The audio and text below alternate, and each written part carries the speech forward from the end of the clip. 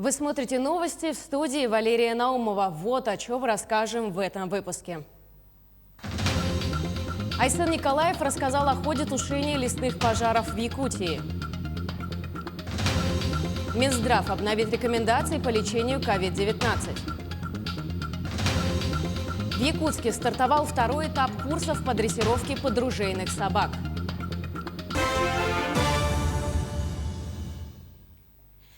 Большой объем сил и средств направлен на борьбу с лесными пожарами на территории республики. О текущей ситуации сообщил глава региона в прямом эфире телеканала «Россия-24». Айсен Николаев рассказал, что в тушении задействованы почти 3000 человек, 300 единиц техники, работает авиация МЧС, Минобороны Российской Федерации.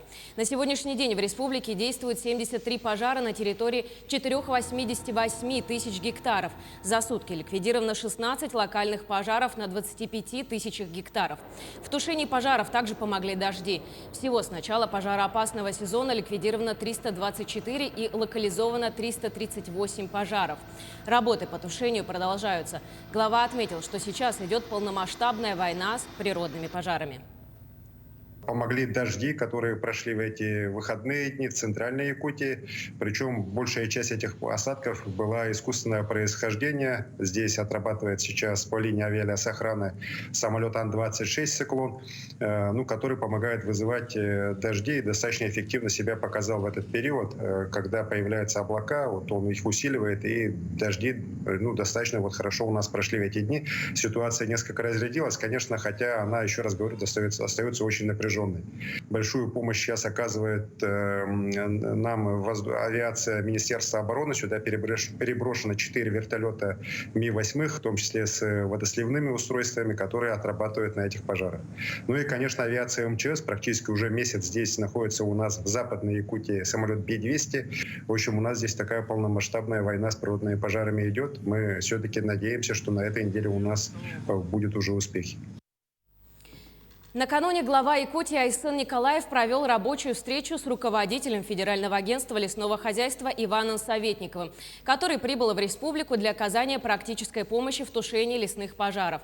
Советников отметил активную работу региона по ликвидации огня. Регион очень активно работает. Губернатор лично занимается темой лесных пожаров. Мы видим такую большую активную позицию.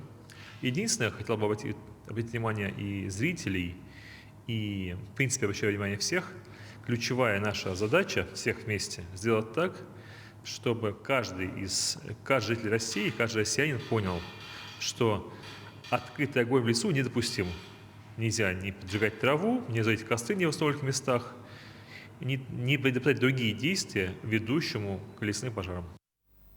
Далее эфир продолжит брифинг оперштаба по лесным пожарам. Узнаем о текущей обстановке в республике. Предлагаем послушать. Дмитрий Дмитриевич, здравствуйте. Расскажите, пожалуйста, о ситуации по пожарам в республике.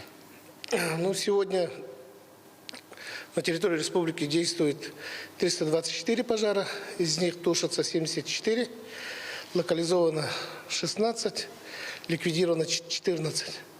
При этом сухие грозы и грозы по территории республики идут, и дополнительно обнаружено 30 пожаров. На пожары работает более 2000 человек и 300 с лишним единиц техники. Сегодня также работает авиация МЧС России, наших авиакомпаний и также Министерство обороны. Самолет Би-200 из-за неисправности оборудования он не работал, но неисправность она, скажем, ремонтируемая. Сегодня коллеги с МЧС ожидают запчасти с города Хабаровска, и при устранении также он будет работать. Также отмечаем, что сегодня покидают первый отряд, который прибыл на тушение пожаров с Приморья. Это 120 человек. Они свою миссию выполнили, за что их мы благодарим. И губернатора Приморского края, и тех людей, которые непосредственно работали на территории Нюрбинского района. Также работа продолжается. Сегодня будет работать самолет-зондировщик, который работает на территории республики. И мы надеемся, что результаты еще будут. И, как говорится, пожара будет меньше. Спасибо. Это был брифинг оперативного штаба по лесным пожарам, а мы продолжаем. Минздрав обновит рекомендации по лечению COVID-19. В новую 12-ю версию временных методических рекомендаций Минздрава войдут новые подходы к лечению коронавируса. Об этом рассказал главный специалист Минздрава по инфекционным заболеваниям Владимир Чуланов. Он рассказал также, что в России сейчас доминирует дельта-штамм коронавируса. Некоторые препараты, применявшиеся до сих пор только в стационаре, предложили использовать в амбулаторной практике или на этапе дневного стационара. А в стационаре раньше начинать предупреждение избыточного воспаления, чем делали в предыдущую волну. Предприниматели продолжают поощрять вакцинированных, как именно, расскажет Полина Долинская.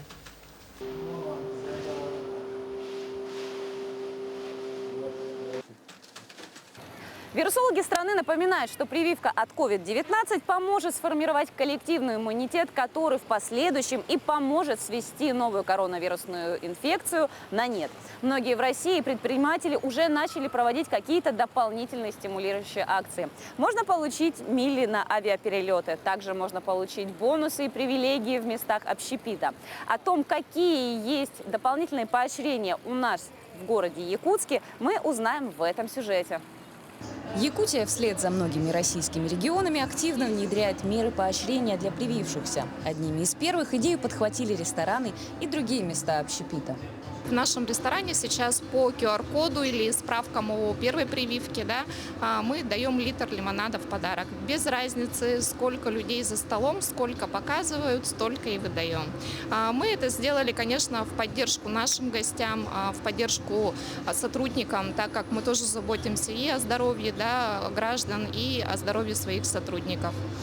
И очень было приветливо встречать людей, которые пользовались именно этой акцией. Насидевшись в 4 стенах во время локдауна, многие, особенно семьи с детьми, отметили, что были рады послаблениям ограничительных мер.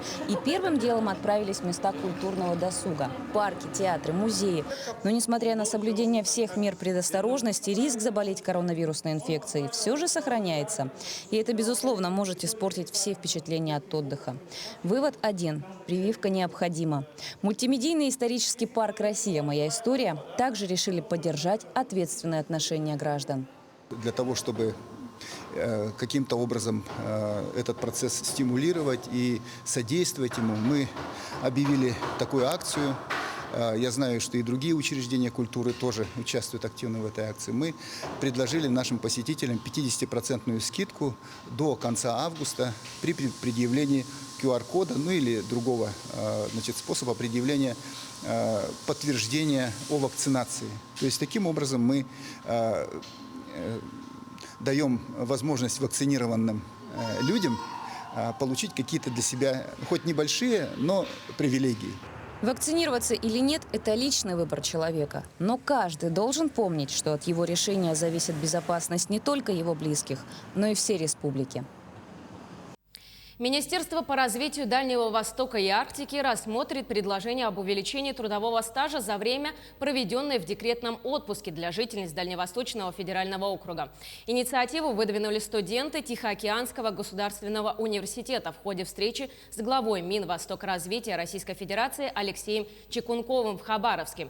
По словам учащихся, часто поднимается вопрос об оттоке молодежи с территории Дальнего Востока. И, как правило, уезжают люди несемейные. Алексей Чекунков подчеркнул, что пакет мер социальной поддержки молодежи на Дальнем Востоке постоянно обновляется и пообещал подумать над поступившим предложением. В Амге начались работы по восстановлению старого русла речки Крестях. Протяженность речки 41 километр. Она изменила свое русло более 10 лет назад. С тех пор нарушилась экология речки Крестях, ухудшился рост сена на угодьях, сбор дикоросов, гнездование птиц, а также нерест рыбы.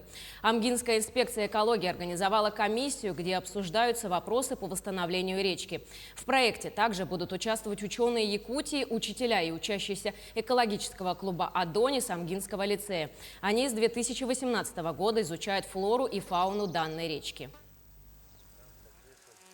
Сейчас на сельском уровне этой комиссии, посовещавшись, решили на этом участке снизить скорость течения реки, чтобы вот не смывало вот эту насыпь, а вместо этой насыпи возвести дамбу, которая будет возвышаться над коренным берегом и будет капсулироваться бетоном, армироваться, капсулироваться бетоном.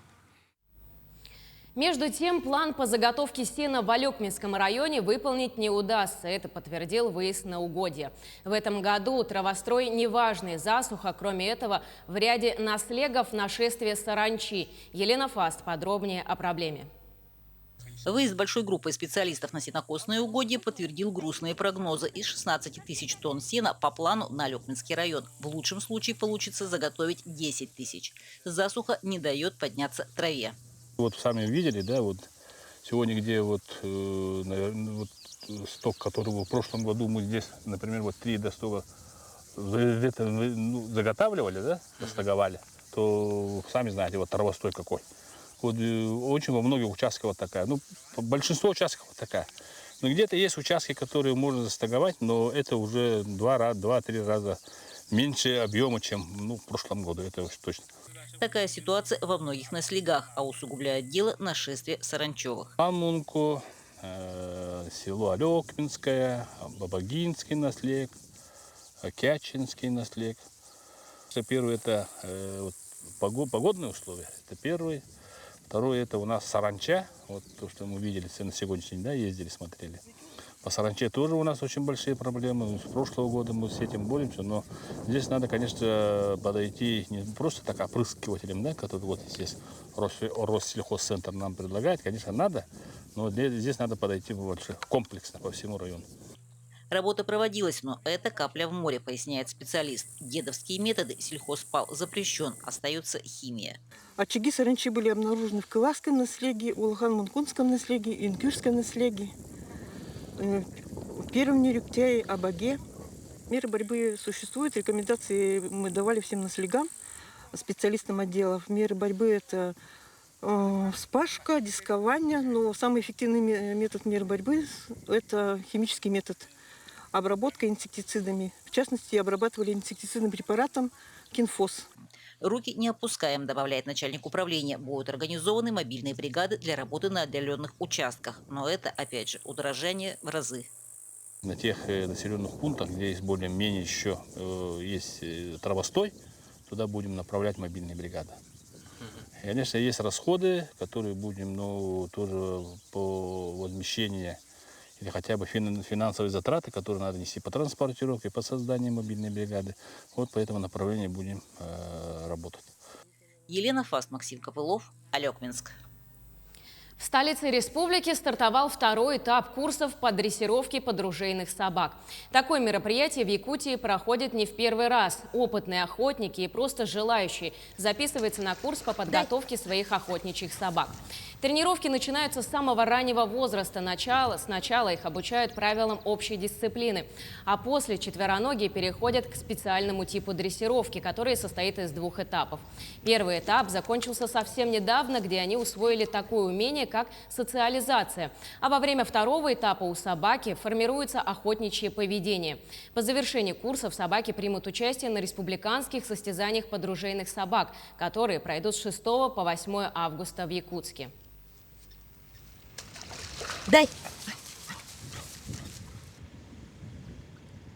На этих курсах учат собак ходить рядом с владельцем, идти на дичь по команде, останавливающие команды, также отношение к выстрелу, чтобы собака не боялась, и различные упражнения и действия, которые необходимы для сдачи испытаний.